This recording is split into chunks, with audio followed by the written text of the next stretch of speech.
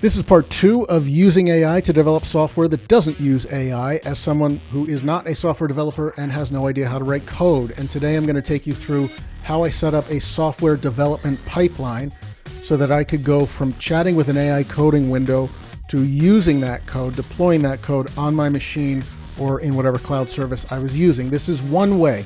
It is not the way. You could do this 100 different ways. This just happens to be the way I did it, and it's kind of like a training wheels version.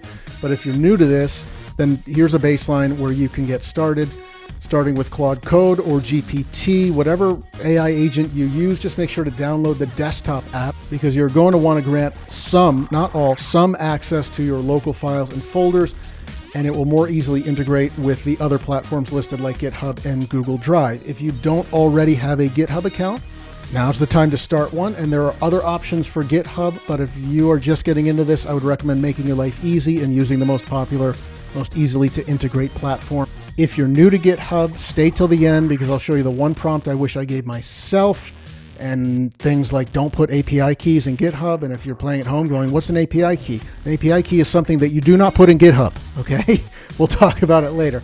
Next, Google Drive may seem like an odd, obvious option. I don't use Google for anything personal, but if you plan to use any of this for business, like I have a script that reads my calendar events tomorrow and creates email drafts today, it was way easier to set up in Google Drive with Calendar and Gmail integration. I spent weeks trying to figure it out with Microsoft, couldn't do it. I have a script to autofile PDFs based on the address or name, drop it into a folder, and it automatically moves it to another folder and renames it. Couldn't get it to work on Dropbox. Got it set up in 5 minutes on Google Drive. So if you don't already have one, you may want to start it for just software testing purposes.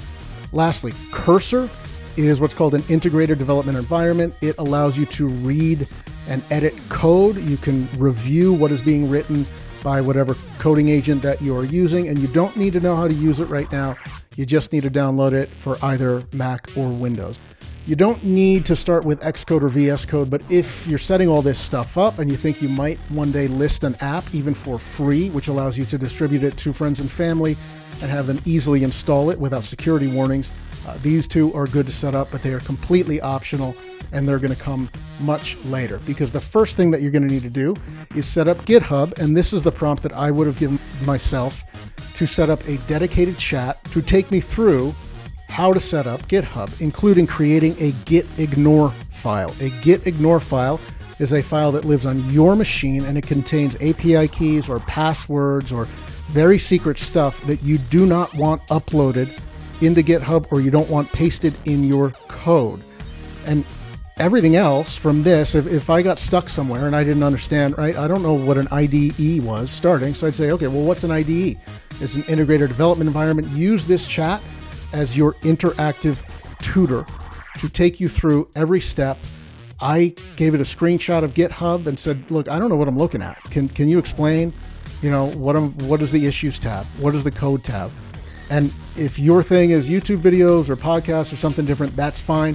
I just had a really good experience using this to walk me through alongside whatever it is I was building for my own purposes. And this tweet has been going around Reddit for the last week and a half. I think this is a perfect counterpoint to my general approach to building software. Is everything that I have works, even if Claude goes down, even if GPT goes down. I have enough platforms that go out all the time and I can't get any work done.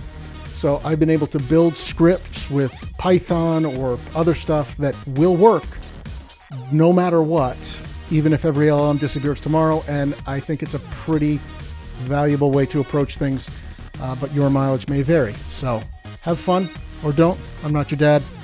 Don't do anything I wouldn't do more than twice.